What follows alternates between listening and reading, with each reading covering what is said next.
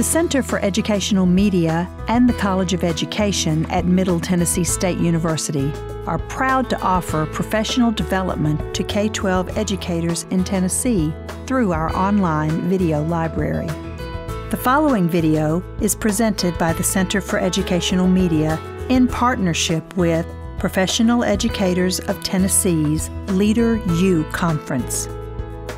For more professional development videos, check out our website at www.mtsu.edu/CEM.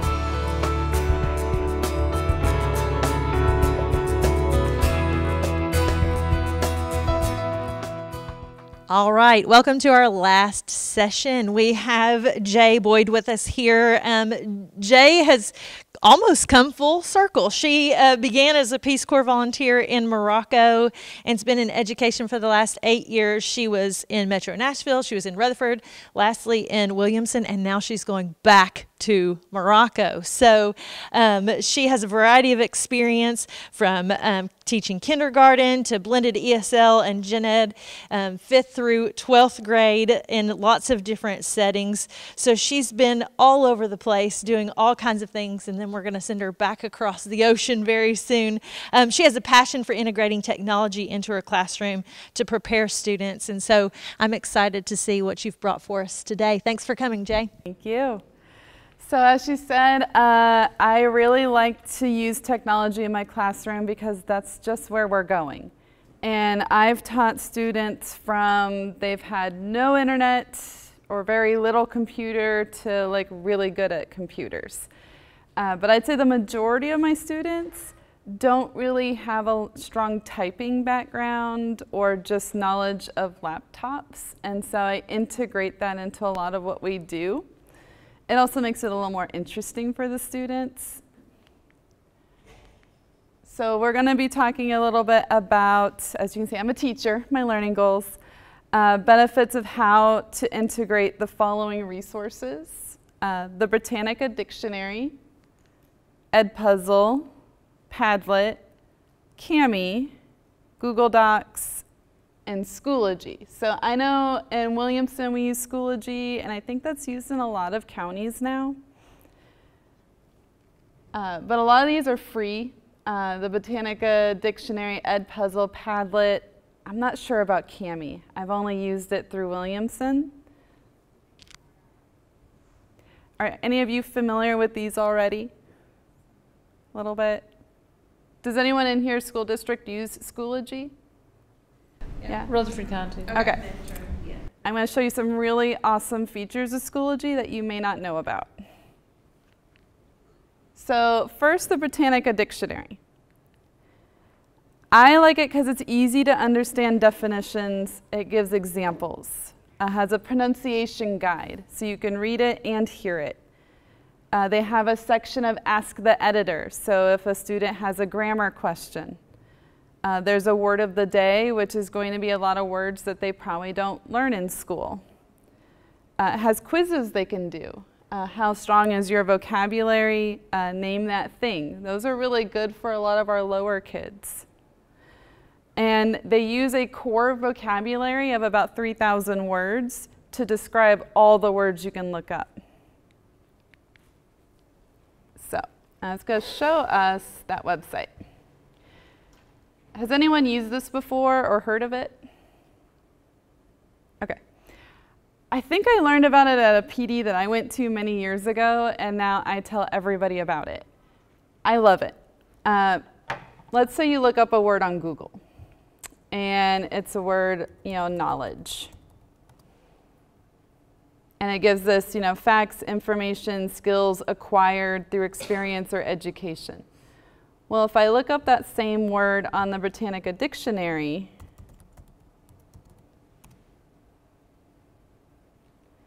it's going to be easier to understand. Information, understanding, or skill that you can get from experience or education. Then they can tell us, it's a non-count, so I don't add an S to it when I have more than one. I can also use it singularly. They give the different definitions, And then they even give how to use the word in sentences and phrases.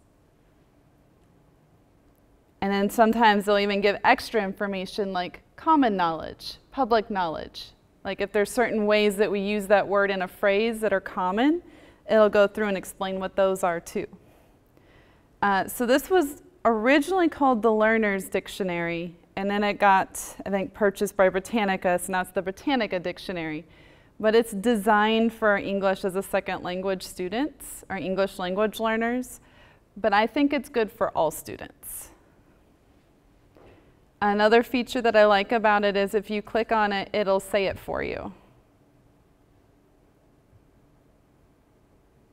I don't think the sound's on. But the student would hear it say knowledge. It also has the phonetic alphabet, or the international system underneath. And if there's more than one way to say the word, it'll give both ways to say it.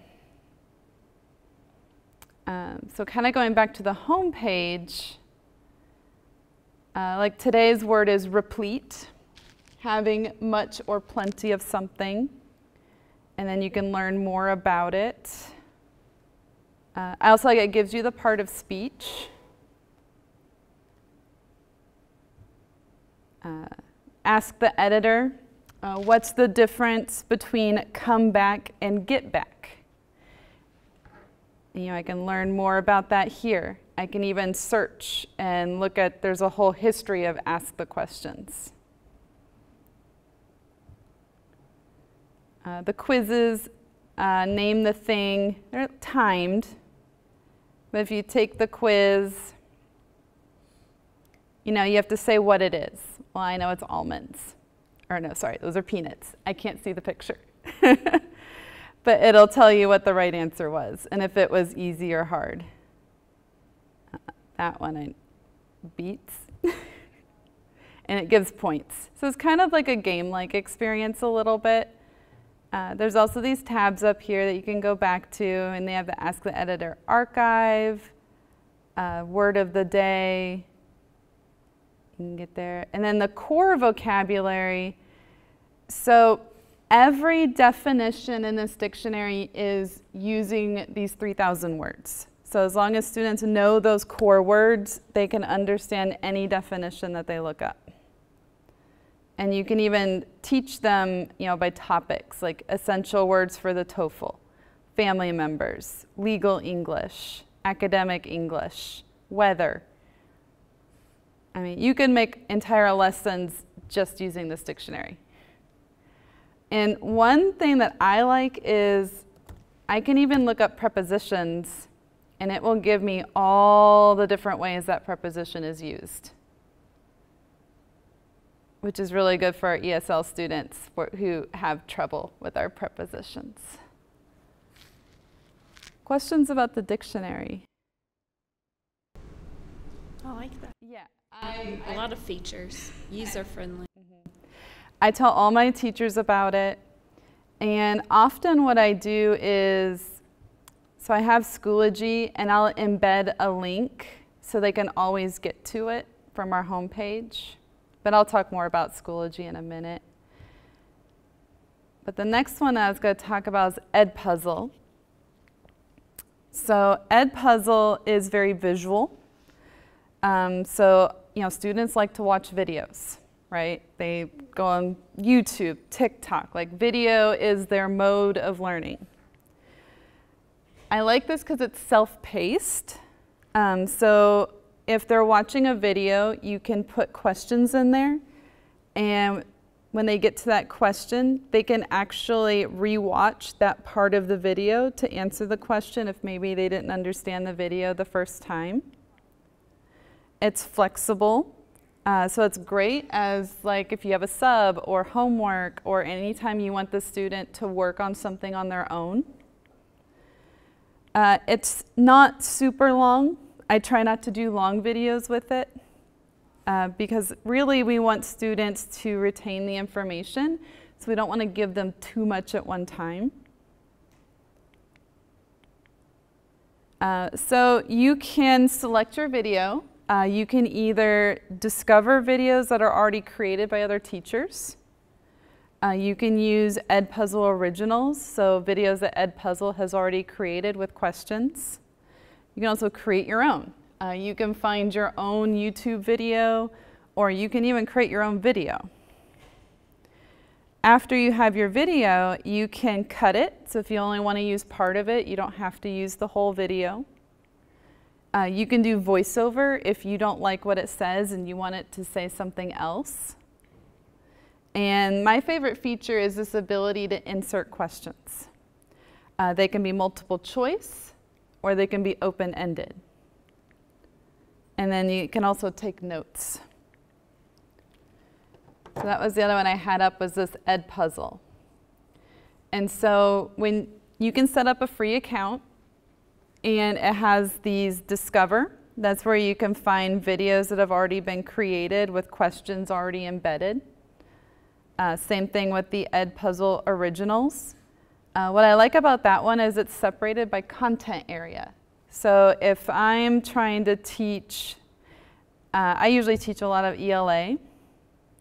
Maybe I'm teaching poetry. And then I can look for a video that's about what I want to talk about. And what I like about the videos is I can preview it. I can kind of see what it says or how it's going to look for the student. But it'll play, and then it'll automatically stop anytime you put a question. And you can set it up that the student can't bypass the question. They have to answer the question before they can continue. And so here, they're asking you to take a note. Click here to access the poem. And then once I do that, continue. And you can see this one has a variety of open-ended, multiple choice. And this little rewind button, I can re-watch the video that was before the question if I didn't catch something.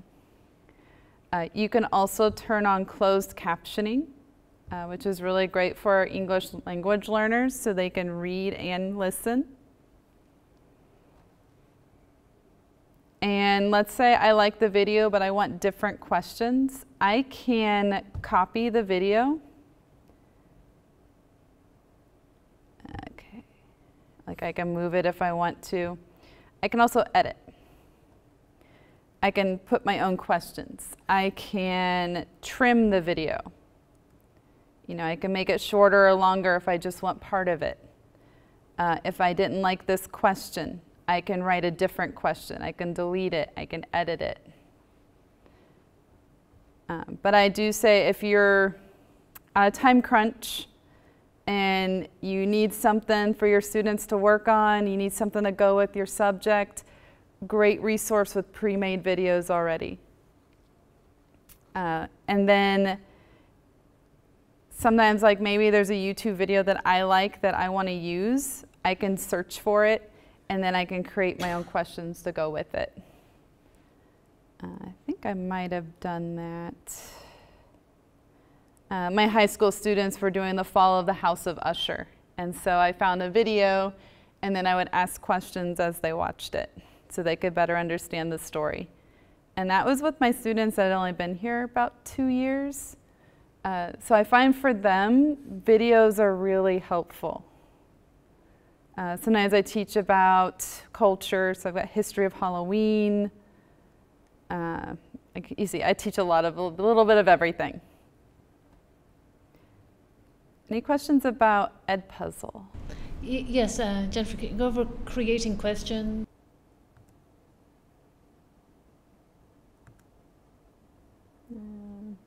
Maybe if I just pick a random video that doesn't have any questions.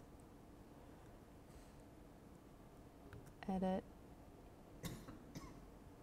Questions. I was looking for that option. So up here, so if you don't have any questions already created, you know, cut, that's where I can change how much of the video I want to use. So I just move it to wherever I want it.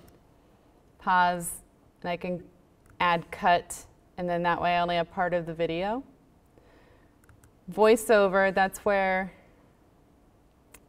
well, apparently it doesn't work with YouTube anymore, but that's where you could talk over the video. And then questions, if I want to add a multiple choice, I just put where I want it. and I type in the question.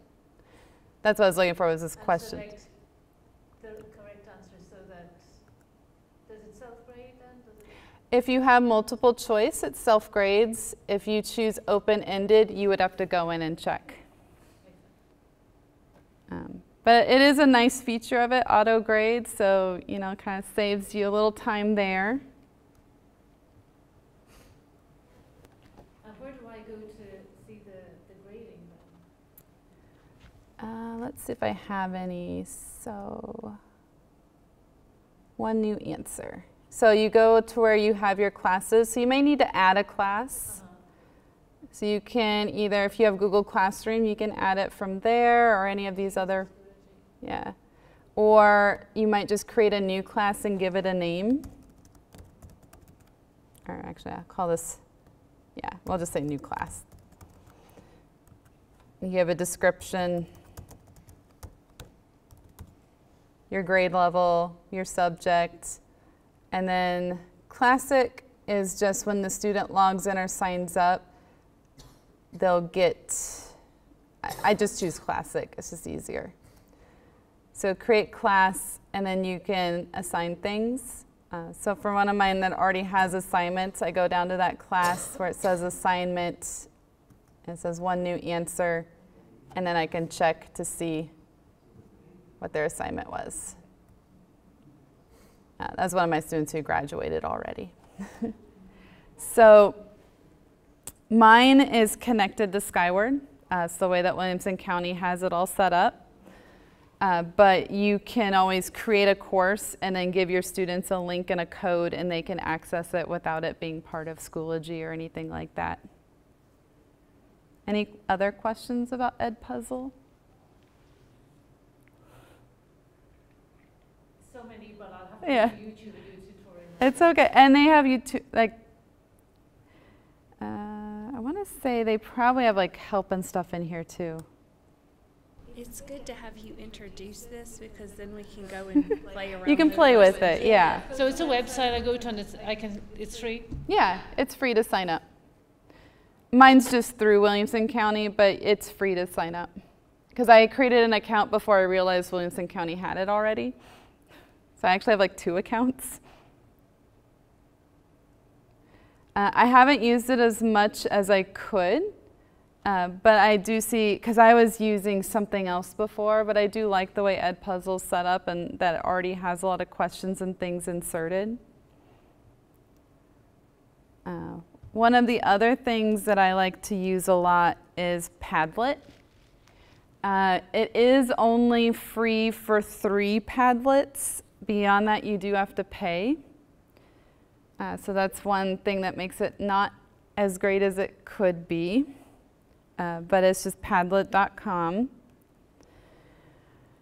Padlet I've used often because I used it before I had things like Schoology, so it kind of was my Schoology. It was a place where I could post things for students to access, and it was kind of like our one-stop shop.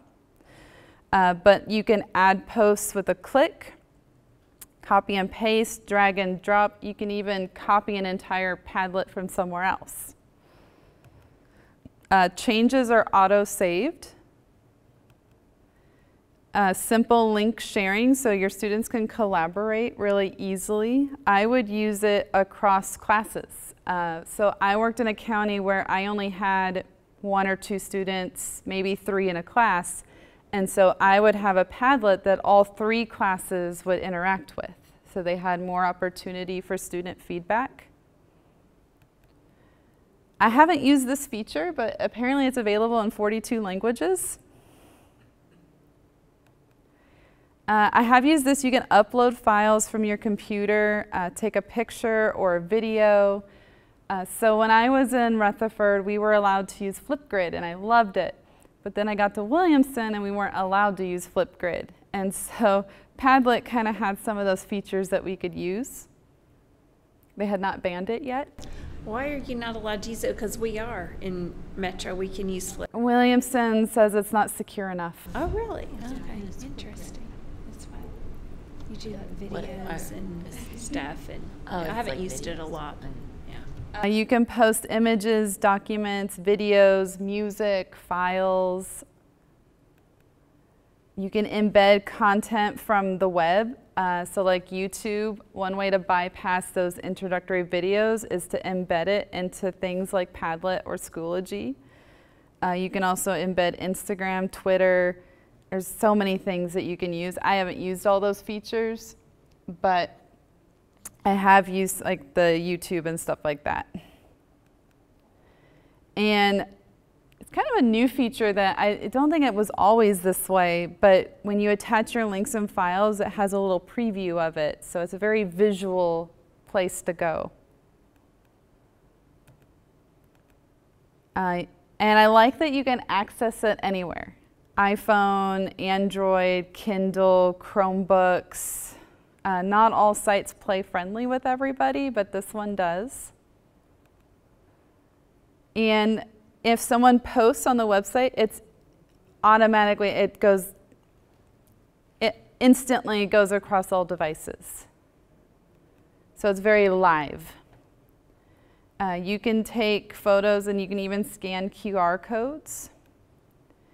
And this is the feature that I like, is that it has security options. You can have it be public, anyone can access it. You can make it secret so nobody can find it. So maybe you're creating a page and you just don't want people to see it yet.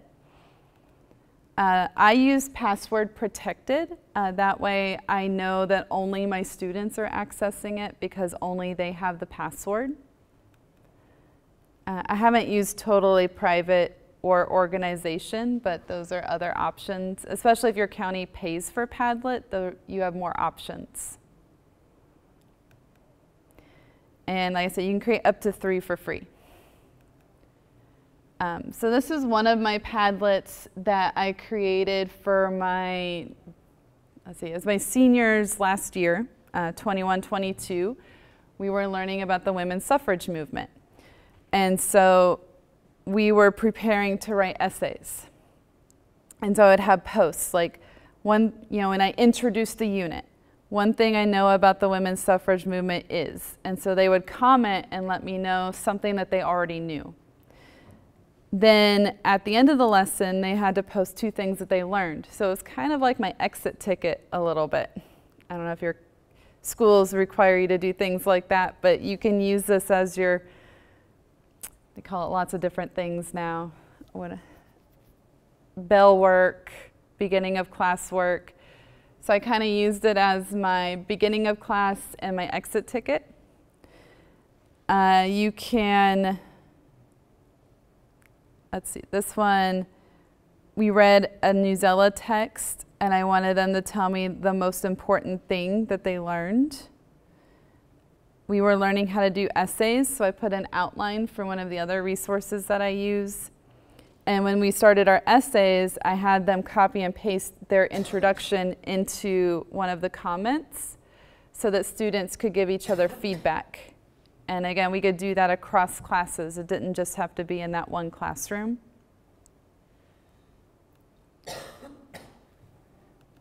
This one, at my middle school this year, I didn't have a classroom for a little while. I just had a podium, and so I didn't know where I was going to be or if I was going to have to move around. So I created our class wall as being a Padlet page.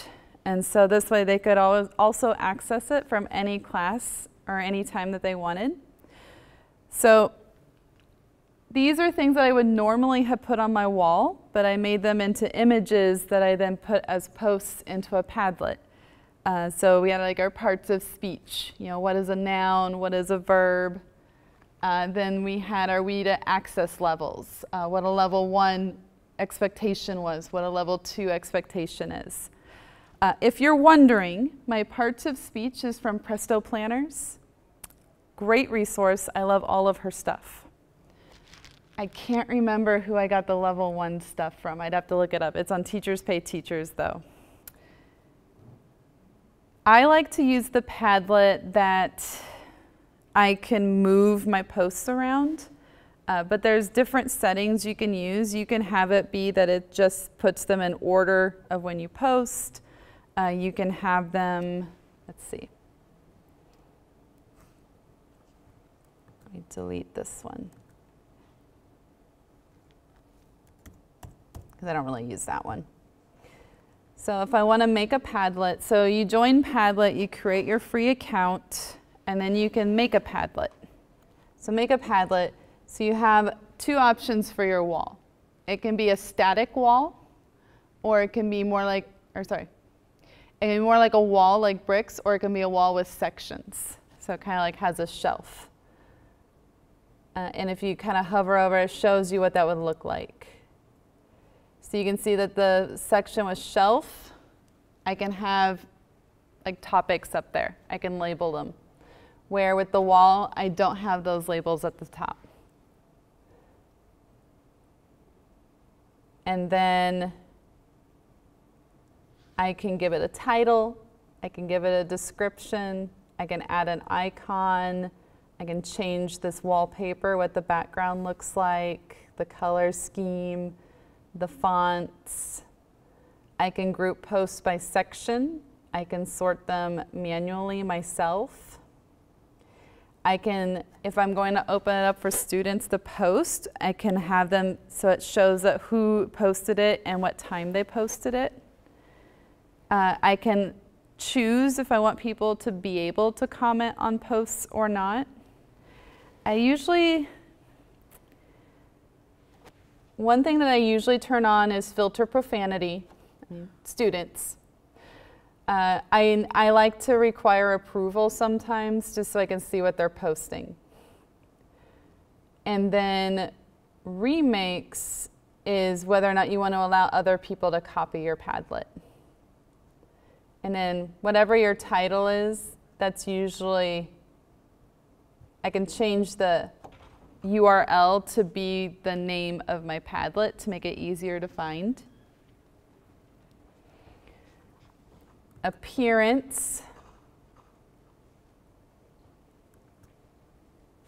So I can sort posts. I can have new posts are added first.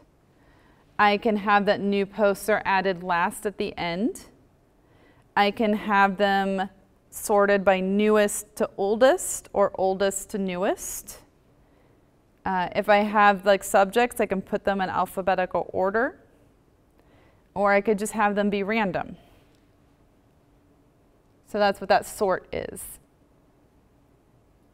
What I was looking for,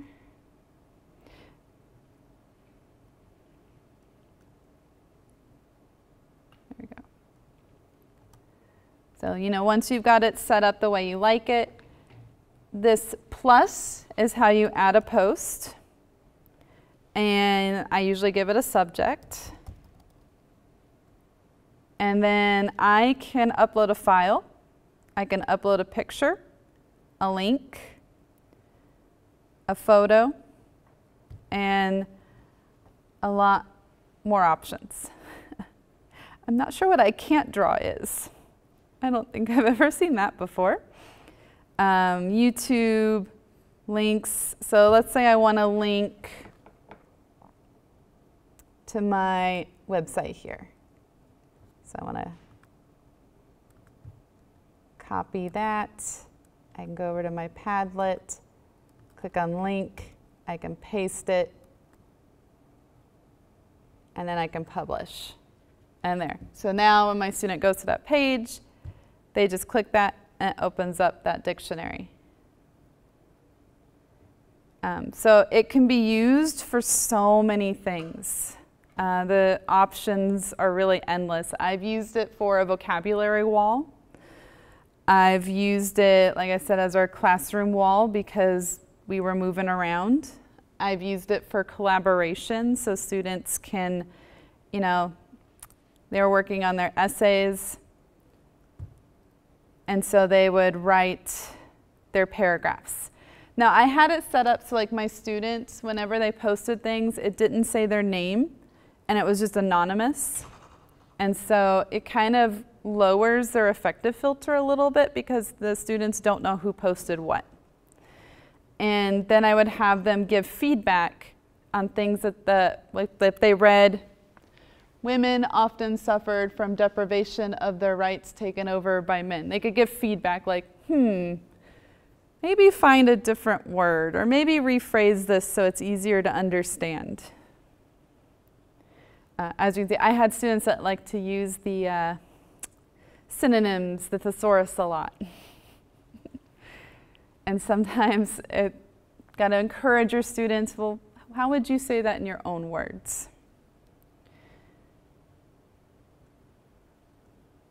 And the way that I have mine set up is I can link things. So you see how I have these little lines that go between? If I click on these little 3 dots here, I can connect it to a post so that it'll have an arrow going to that post. So if you want students to do something in a sequential order, it helps them visualize start here and where to go. And then I can always disconnect it.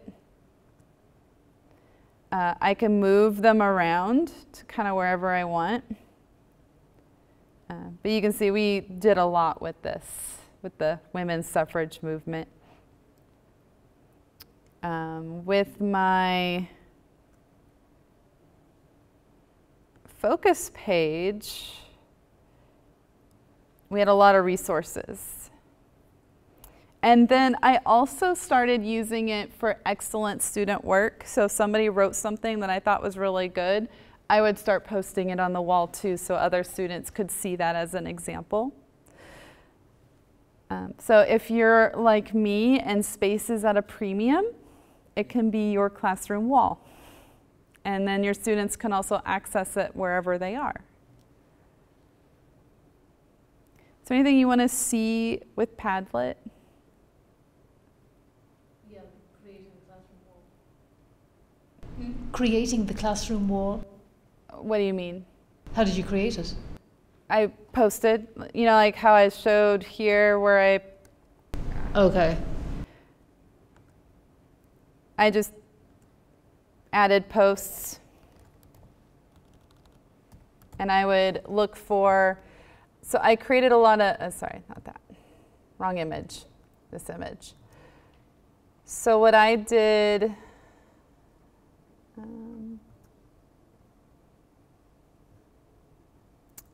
so you can also search, it's not the one I want.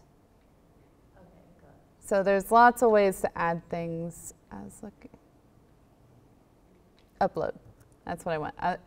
So what I did on my computer is I have my picture file.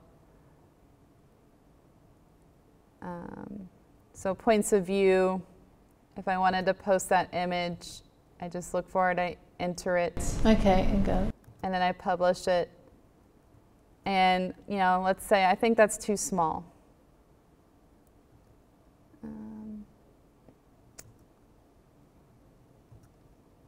Let's see.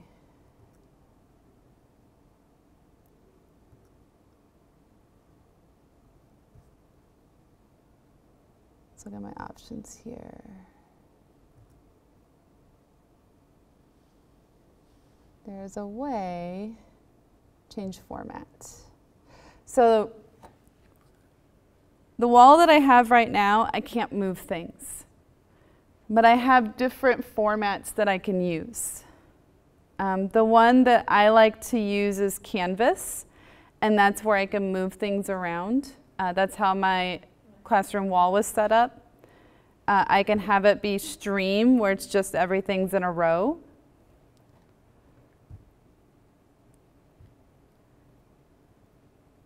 Shelf, you can add titles. So if you want different sections.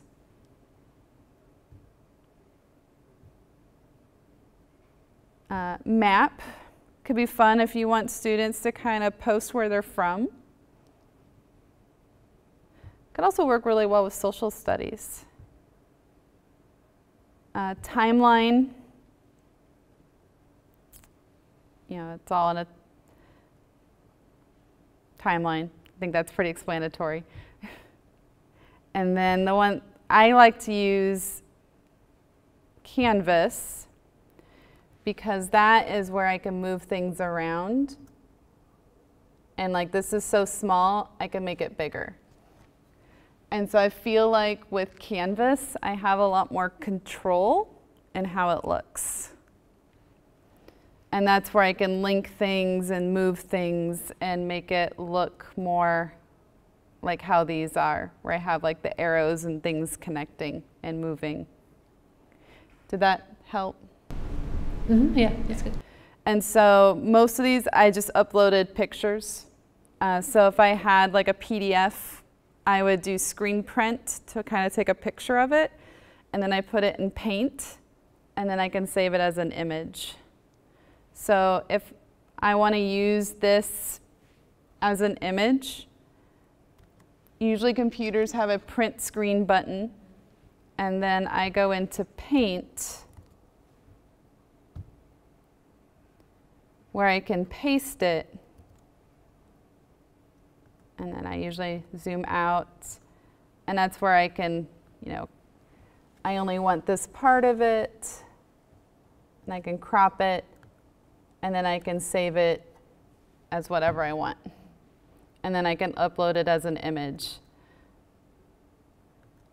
That's actually when I made my slides, that's how I did these. I took screenshots and then saved them and then uploaded them into my Google Doc. But I remember the first time I learned about Padlet, I thought it was the most amazing thing because there's just so many options with it. And this was before Schoology and all of that was a thing. But now I love Schoology because it's kind of my new Padlet. Any other questions about Padlet? I know I'm going a little fast.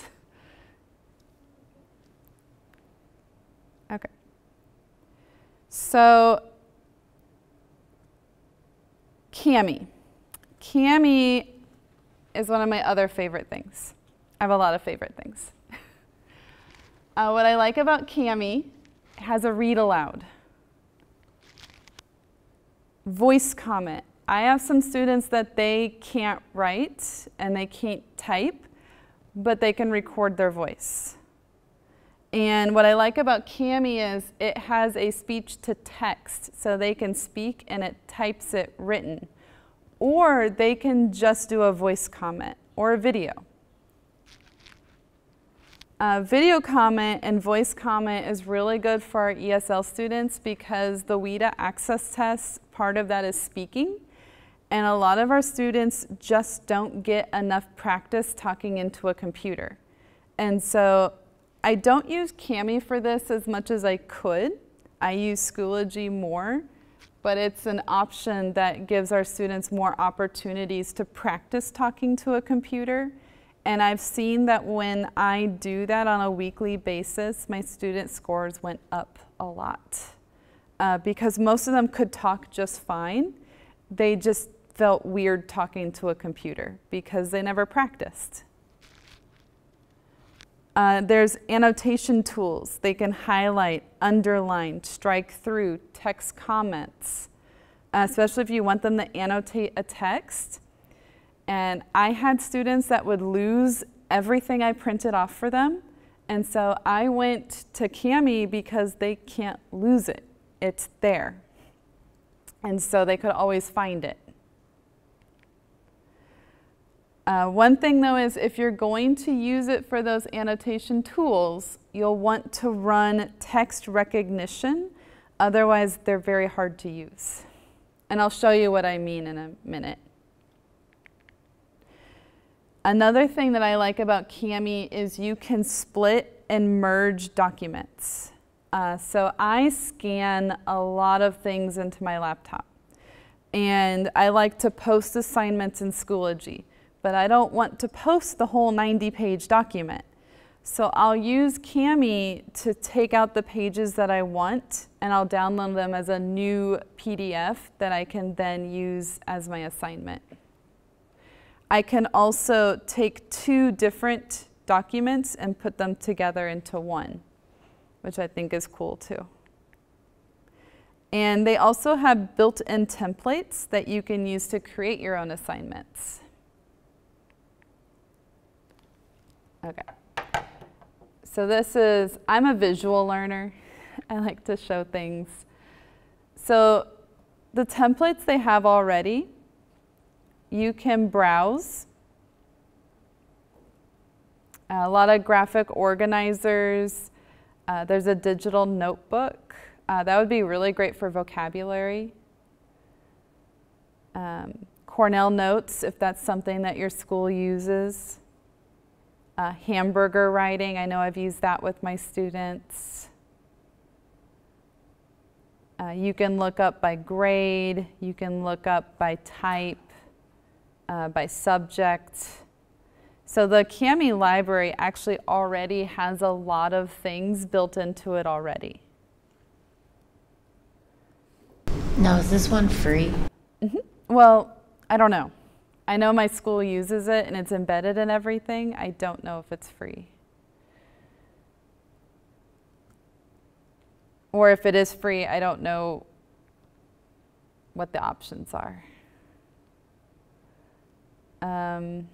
So what I like to do is I like to upload documents. So like I'll go to my computer and one that a document that I really like to use. Let's see. It says UCAM is free. It is? Okay. I thought it was, but I wasn't 100%.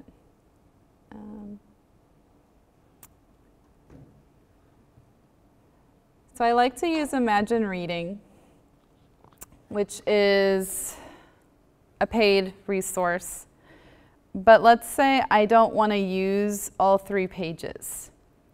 That's where I can go into Split and Merge. And then I can continue. No, is Imagine Reading free?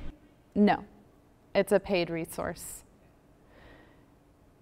So then I can pick, let's say I just want this first page. You know, I can give it a new title if I want, and then export, I can download the file. And so now I just have that one page instead of all 3.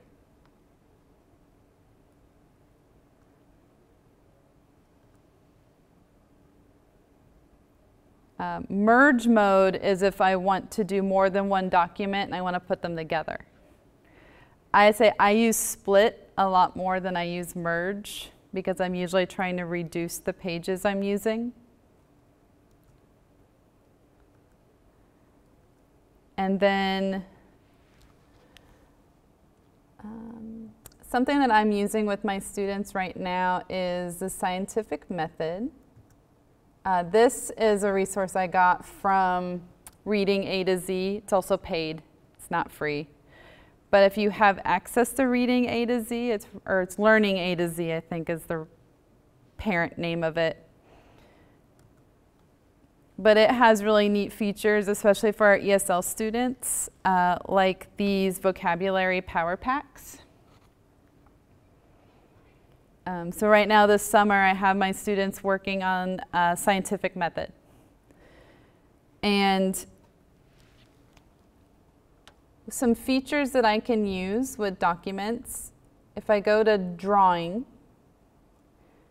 you know, that's where I can kind of free draw whatever I want, freehand things, and I can undo if I don't want it. Shapes, sometimes I might want to put a square around a word, like maybe it's important to know. Eraser, I want to get rid of whatever I did. Markup, I'd say, is probably one I use the most. So markup is the one where if it's on this first one, it highlights the text. The second one is if I want to freehand it, so that means just draw it using my finger. Box highlighter puts a box around it. Strike through, or I can underline it. So if I want to highlight this first, this is where it gets a little tricky. Sometimes it's very particular in how you highlight it. So maybe I want to highlight students ask questions. And then maybe I want to underline You can research questions on the internet. Or I can freehand, let's say I just want this one word, or I'm just having trouble with the text. Strike through, just kind of, maybe I want to say, you should delete this in your paragraph. So you could use this for student peer editing, where they could upload their Word doc or any document, and then they could exchange it with a classmate, and they could use this annotation tool to provide feedback. I usually use it more for when we're reading a text, and then they can highlight things and circle things that are important. Another one that I like is this comment box. So I just type somewhere in the wherever I want, and I can put a comment in the margin. I can type it, I can speak it, or text box. That's where I can write on the document. So for the text box, one thing where that's really good for is sometimes I have my students do things called like a word journal.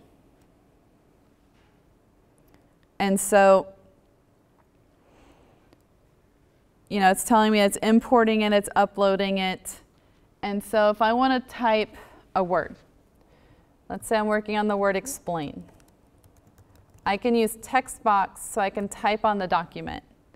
And I know, like my school for PDFs, I can't type on my PDF documents. But if I upload them into Kami, I can type on them now. And then I can save them. Like I can download this to my computer, and I can save it with annotations.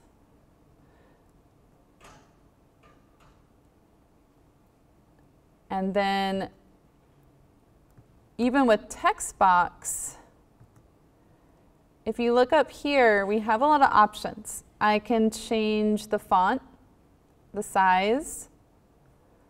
I can make it bold, italic, underline, strike through, change the color. But the thing that I think some of our students find helpful is the microphone. And that's where I can do voice typing. So any of our students that struggle to write, they have that option as a resource. Especially if you work with students that might have a learning disability. Sometimes they have a scribe. This is a way that they could scribe themselves. So you can download a PDF. Oh, sorry, you can scan it. Is that what you're saying? And then you can upload it to Kami, and then you can use text box. So I upload the document into Kami, yes. So like up here it says open file. I can open it from my computer, but I can also open it from my Google Drive or Dropbox. But yeah, so what I typically do is I'll either scan in a PDF from like a textbook that I'm using, or if I'm using something like Imagine Reading, I might download the PDF and then upload it into Kami. A lot of teachers at my school would do that, especially with Newsela, downloading those articles and then putting them as an assignment in Schoology using Kami. My Perspectives, I know that's what Williamson County uses, and you can download PDFs for that too. And so a lot of teachers will use this for the annotation ability. Yeah, that was my question. Yeah. So you can see why I really like this, because one, it's easier on me. Everything's digital now. I don't have to take home a bunch of papers. Two, it's giving our students that practice with using digital resources. They're highlighting, they're typing, they're inserting comments, and I can even share the document so that we can collaborate on it. So I can have it available for multiple students. And then the read aloud, this one doesn't really have much to read on it. Let me go to the other one. It's very robotic.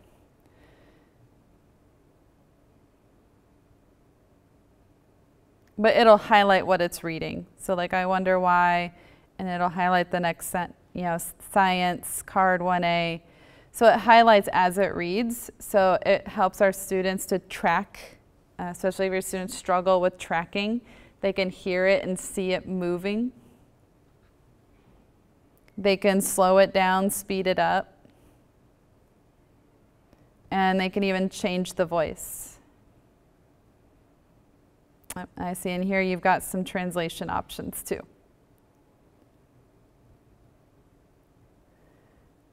So, and let's see. So we've talked about Kami. So Google Files is another one that I like to use. I would say for collaboration, I use Padlet and Google Files more than I use Kami. I just think they're easier. And also, there's no need to save. It automatically saves your work. Also has voice typing. Things that I like about Google Slides is you can import from other resources. So if you have a PowerPoint slide like through Microsoft, you can upload it into Google Slides to create Google Slides from it. And I use this feature a lot too. You can import YouTube videos. So again, you can bypass the commercials and stop the autoplay that happens when you go to YouTube itself. Google Docs has translation options. And then Schoology. So for Google Files, like Google Drive, I have everything in Google Drive.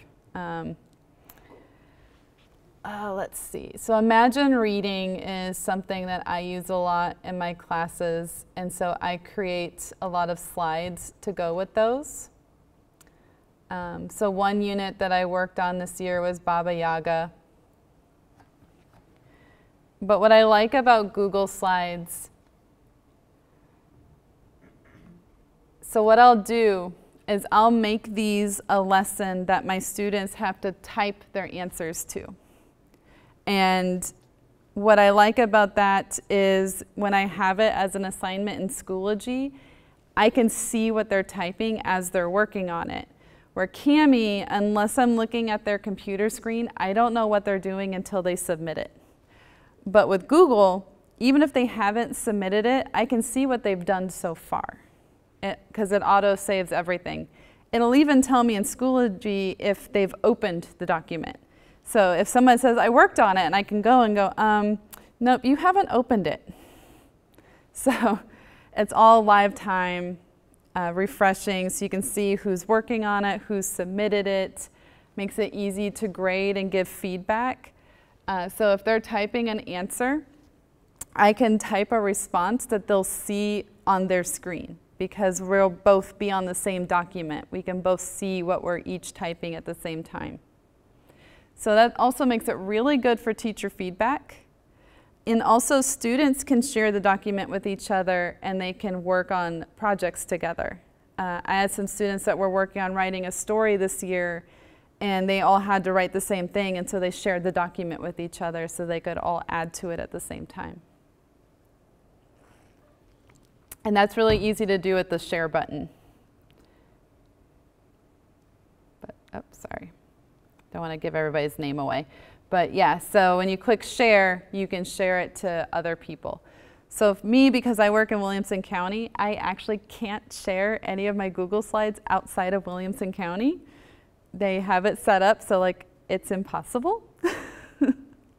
But I can download and like email them if I need to.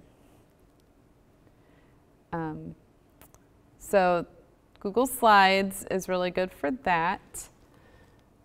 And then for, let's see, just looking for a Google Doc that I have.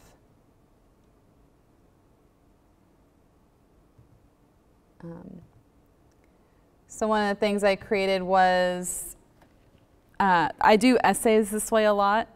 I'll create a Google Doc, and then my students will have all the information there, and then they write their response to the Google Doc underneath.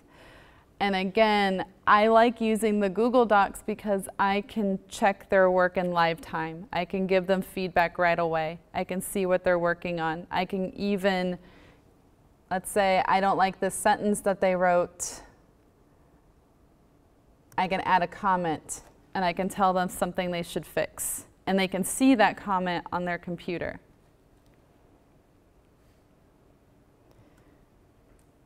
And then for our ESL kiddos, I think it's under Tools, Translate. Let's say I want it in Arabic. How accurate is the translation tool?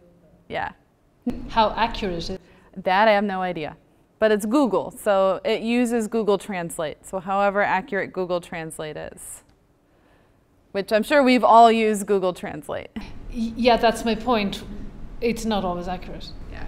I think it's better for individual words and short phrases, but when you get into the longer writing, I feel like it is not always, right. I have heard Spanish is probably the most accurate because there's people that go in and help edit.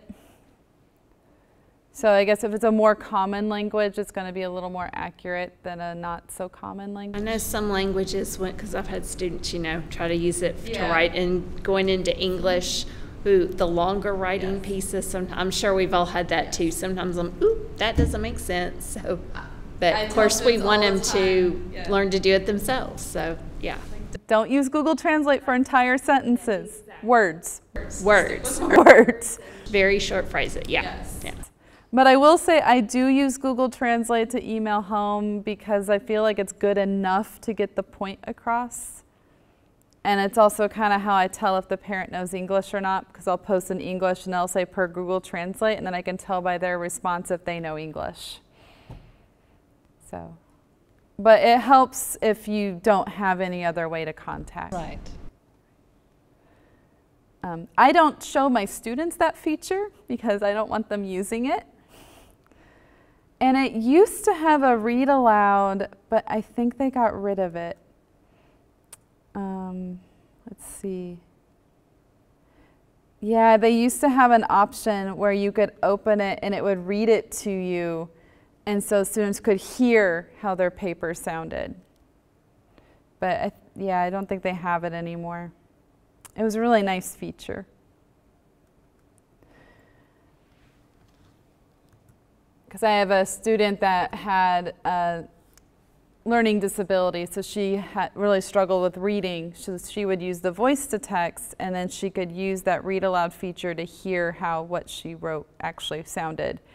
Because even with speech to text, we still don't always get the correct words. So Schoology is kind of my resource for integrating all these things that I use. And something that Schoology has that I am trying to tell more and more teachers about, because I don't think enough teachers know this. It has an integrated immersive reader into posted pages.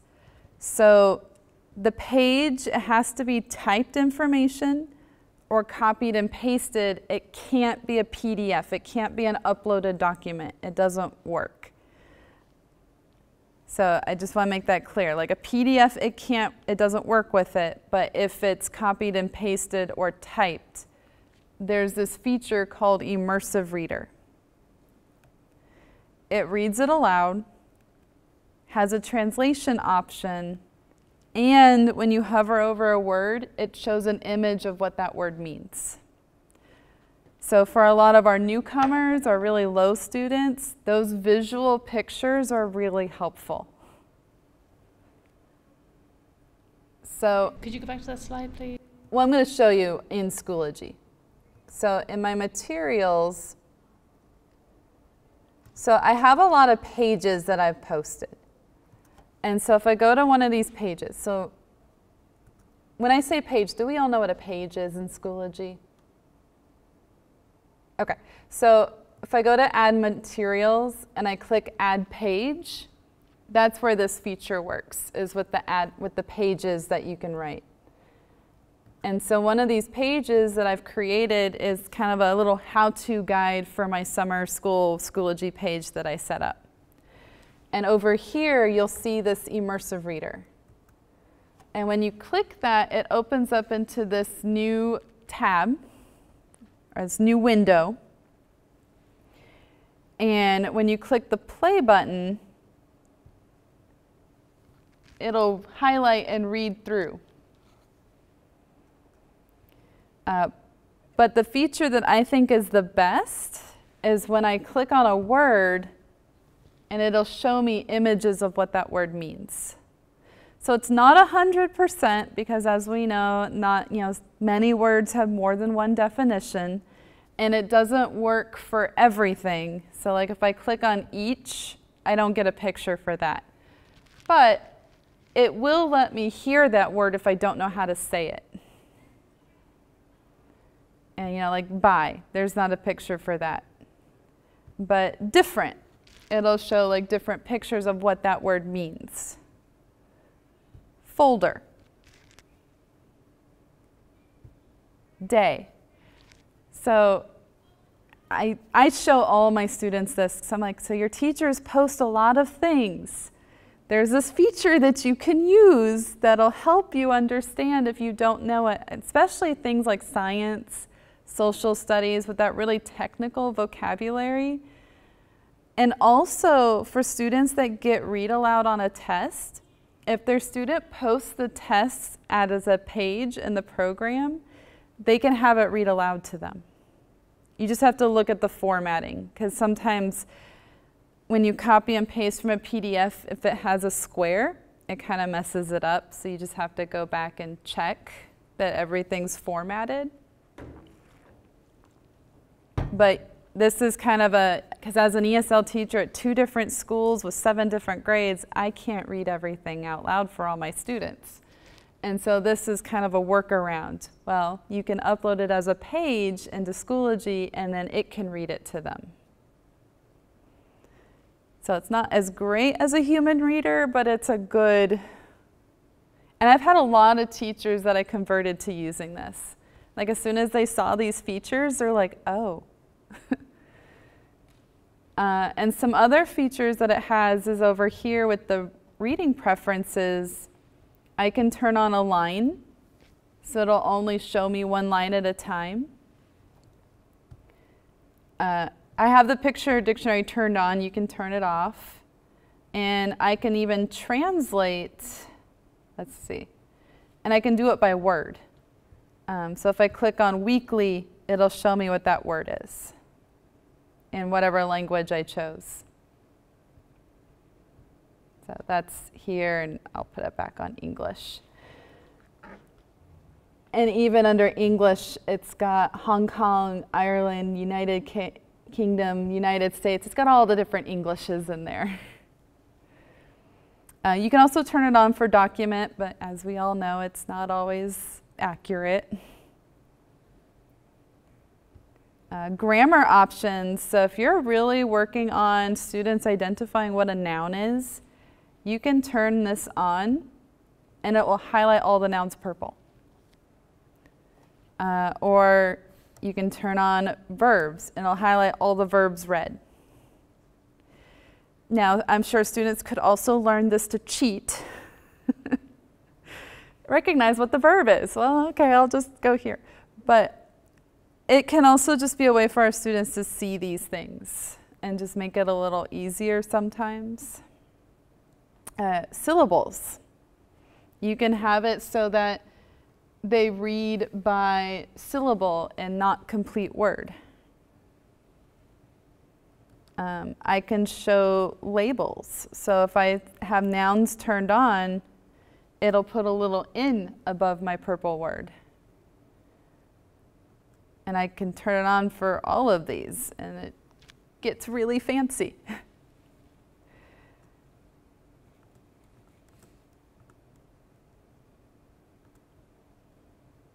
And then I can also change the font size. I can make it bigger, smaller. I can make it normal spaced or increased. I can change the font. So, you know, I don't always show students all of these options because then they kind of play more than they use, but some of them it's good for as a teaching tool. And so what's nice is it's already in Schoology. It's already embedded. It's not something that I had to turn on. It's just always there. Now, I will say one of the problems is when you go to an assignment, I'll go to my sandbox. So,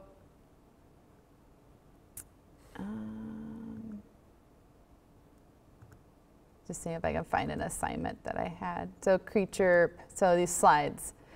So I can turn on the immersive reader for that description, but for the actual assignment, it doesn't turn on. And there's not a way for it to read aloud. You can do like voice notes, but there's not a read aloud option in Google. Now, my district, they did use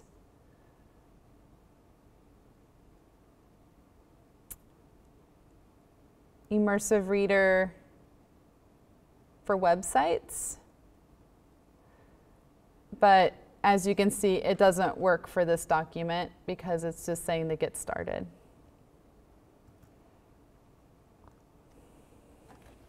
But, so, Schoology. This, I spent a lot of time on Schoology. I use a lot of resources. So I've showed you some already. So Kami, and I want to show you a little, where's my, there we go. So like I said, with Schoology, you can use it with, it integrates with Skyward. So if you, who in here uses Skyward for grades? I will be when I start. You will be. Schoology integrates with Skyward. So whatever grades I have set up in Schoology, when I sync it, it goes to Skyward so I don't have to do it twice. I just have to do it in one spot. It integrates with Google Drive. You just have to attach your Google Drive, but that's easy to do. Kami is already set up. Edpuzzle's in there. Nearpod, Dropbox.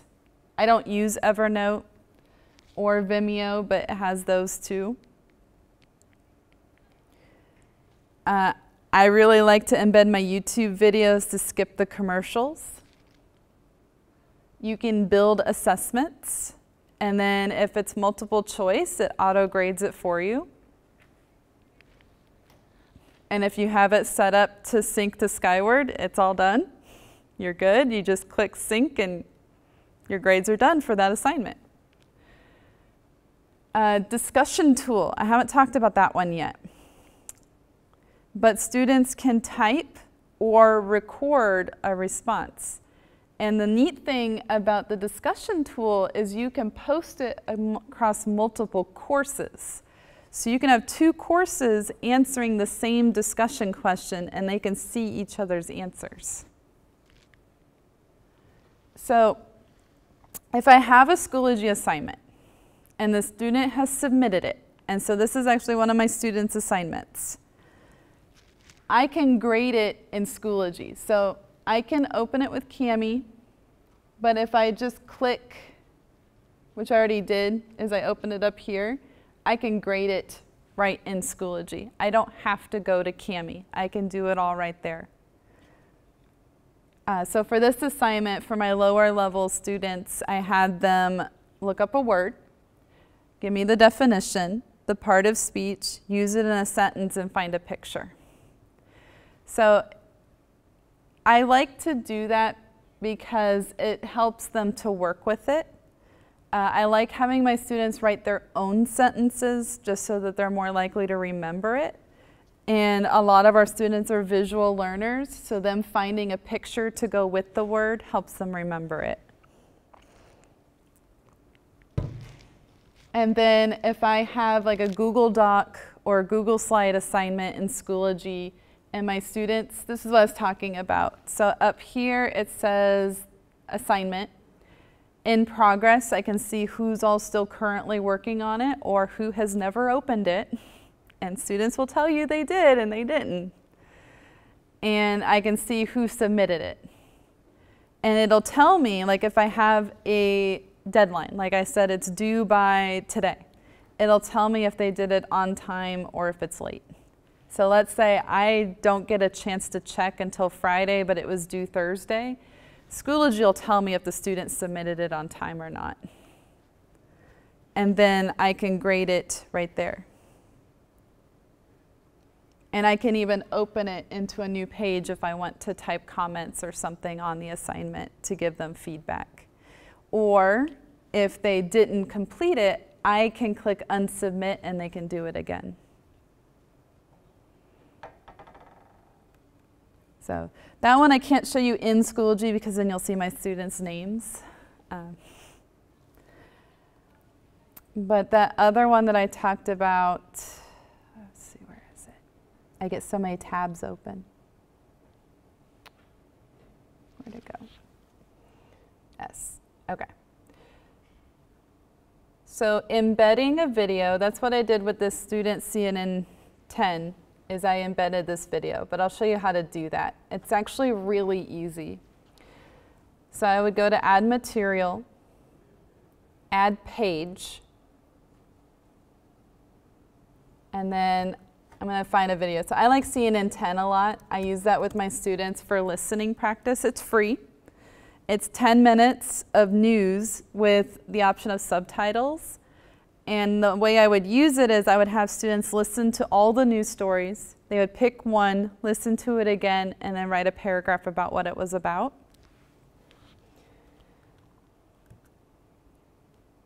Okay.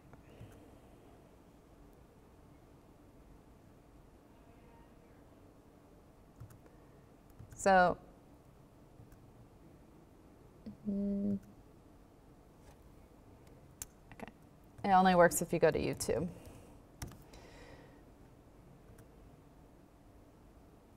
The thing that I need to find is in YouTube.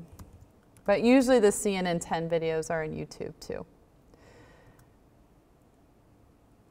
So, you know, we all get that really annoying commercial at the beginning and you're like, oh, I just want to show the video. So if I go to where it says share, and then where I have these little, I forget those things are called, triangles. It says embed. And then I'm just going to copy that code. And then I'm going to go back into my Schoology, so I've got my page open. I have to give it a title. And then where it says insert content, image media, from the web, media, I post that code, insert, create,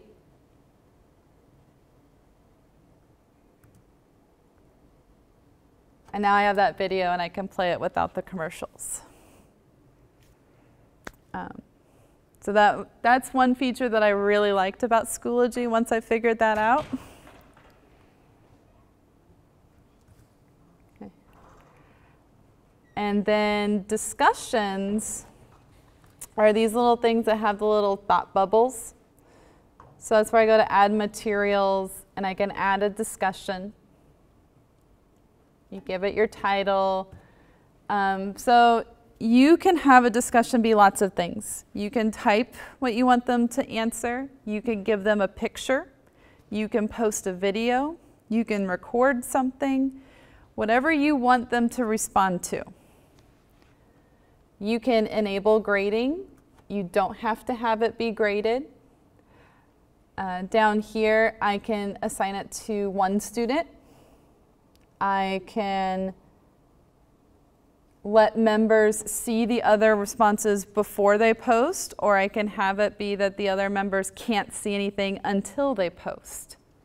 Because we all have that student that they'll wait for everyone else and they'll read what everyone else said before they write. Share is where I can share it across the different courses, or I can copy it to a course. If I copy it to a course, it's not shared, it's individual. But if I use the share feature, then whatever courses I choose, all the students can see all of their responses, even though they're not in the same class. So again, if you have small classes, that's a really neat feature to get that more participation, more options. And so what mine looks like here is I had one at the beginning of the year where I have them create goals. And so I wanted them to think about their current language and what they wanted to work on. So I'm going to click to write a comment. And then I click on the microphone and I can record audio or audio and video. I usually just have them do audio because that's more like what the WIDA is, which is that language test they take every year. And they click that and then start recording, and it'll have a timer so they can see how long it's taking them to record. And then when they're done, they can listen to what they said if they want to first, and then I insert it. And you'll notice I can't post it though, it's still grayed out. I don't know why, but they make you type something. So I usually tell my students, just type a period or a letter, just something. And then they can post their audio. Because when I'm doing a discussion post, I'm usually doing it because I want them to practice their speaking. But if you want, you can also have them type written responses. I've had teachers use this for an exit ticket. They ask a question and all the students have to write something before they leave the class.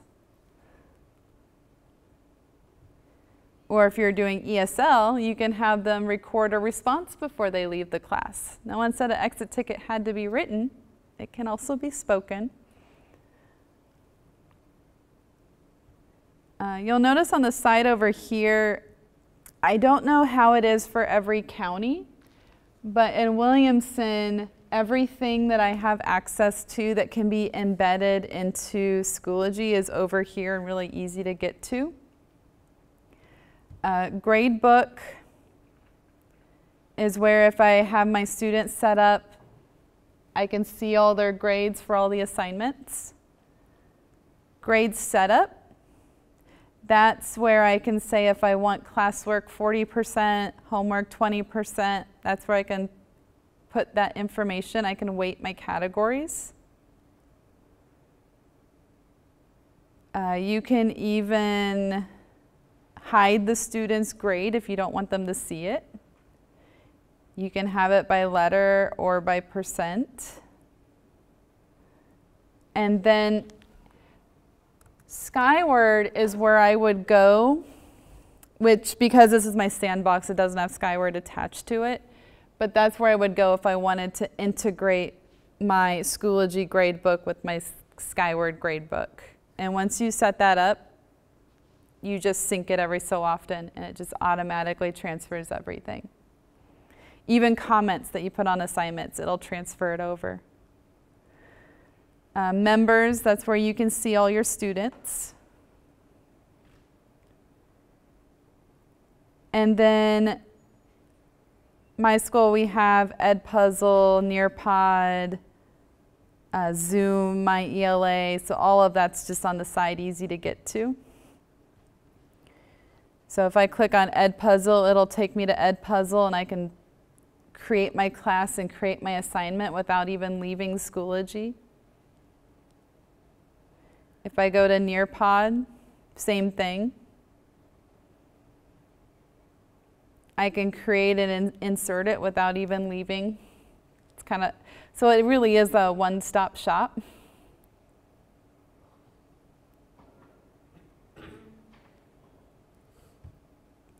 And you may notice on my page, some are white and some are grayed out.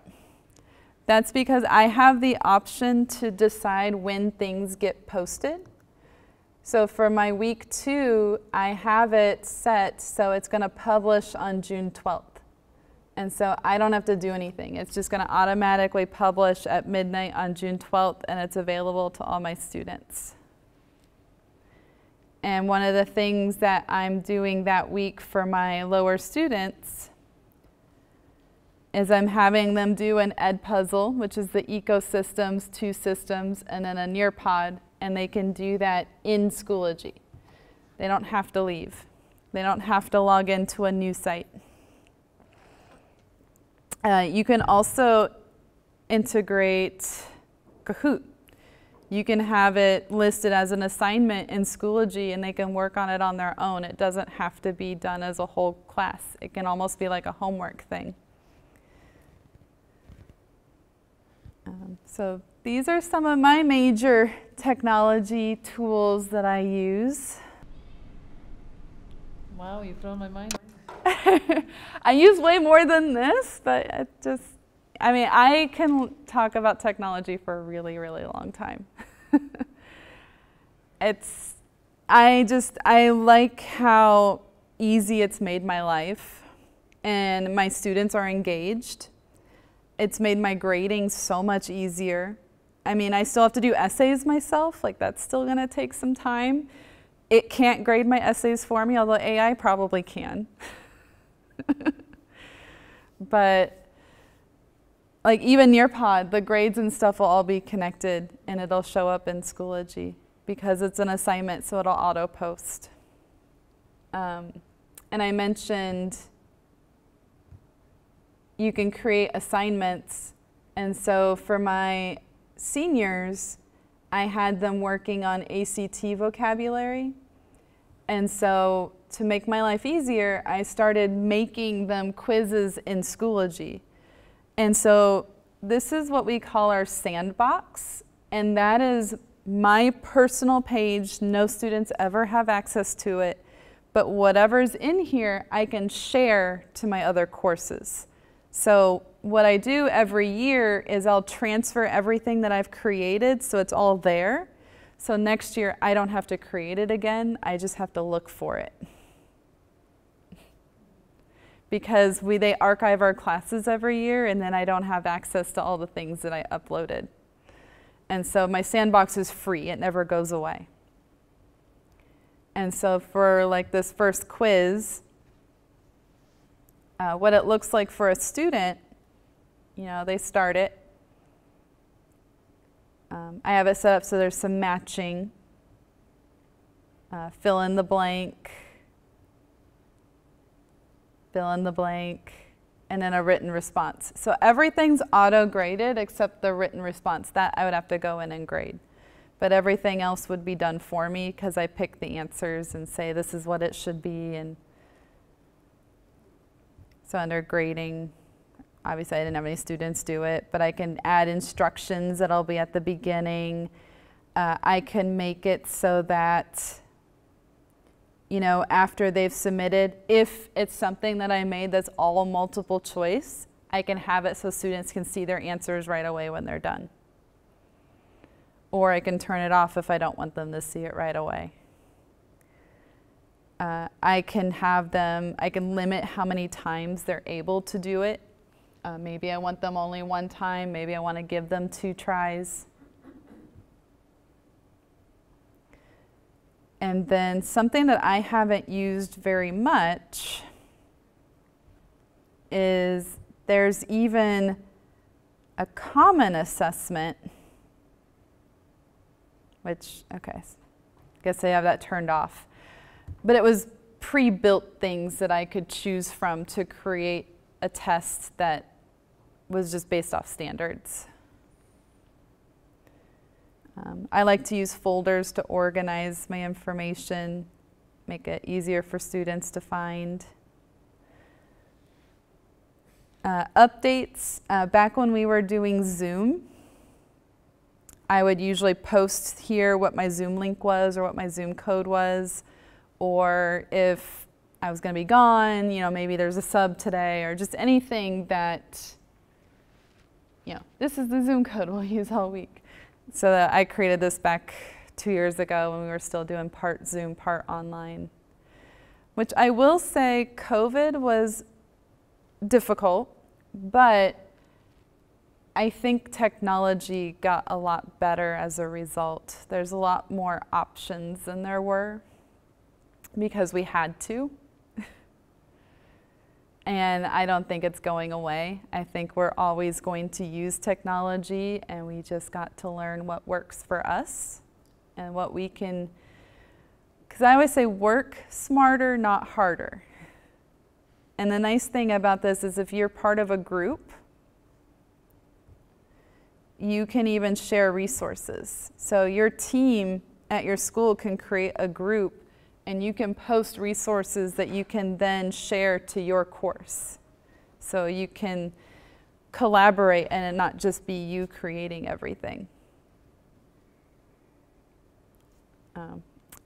We have a group for our ESL teachers. We just didn't use it as much as we could have. I've also used assessments to create, let's see. Let me go back to my sandbox. So when I go to create an assessment, I'm just going to call it K so I can create it.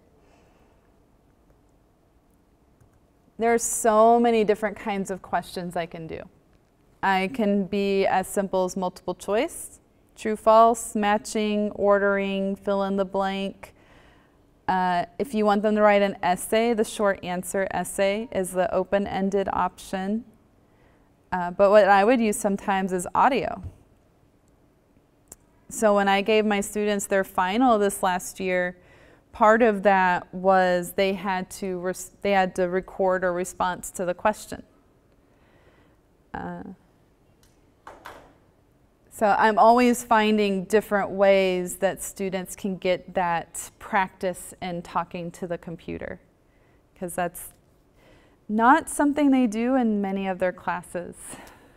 It's not something that we do very often, but it is something they have to be able to do on the test. Yeah, I think it's because of the time involved in listening to 30 students reading a sentence or reading a passage or whatever it might be. It's just that's what I heard feedback from another teacher say. It's like, I don't use Flipgrid because I don't have time to listen to 30 students reading. I know. You know? And she was a Spanish teacher, so it was over like 6 periods. Yeah. One thing that might work for that is students can grade each other. They can record their Flipgrid response, and then they have to comment on, they have to listen to someone else's response and give them feedback.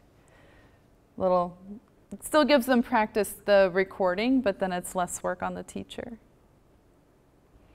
That's what I do a lot. Because it's time consuming to read students' papers, read students' paragraphs. So I do a lot of peer review before it even gets to me. So they have to practice giving each other advice and improving their work before I look at it. And it also gives them practice looking for mistakes, looking for what could be better, and then thinking, well, what could I do better with mine? So and sometimes I've created like a checklist for the students to use. So if I know I'm grading, should be all complete sentences. They should all have correct punctuation. They should all have capitalization. I give the student a checklist so they're looking for those things when they peer review. So it's not just, it looks good. Because we all know our students. Half of them would just be like, it looks good. And then they have to give a piece of advice and a piece of criticism. So a piece of advice and something that they liked. So a positive and a negative.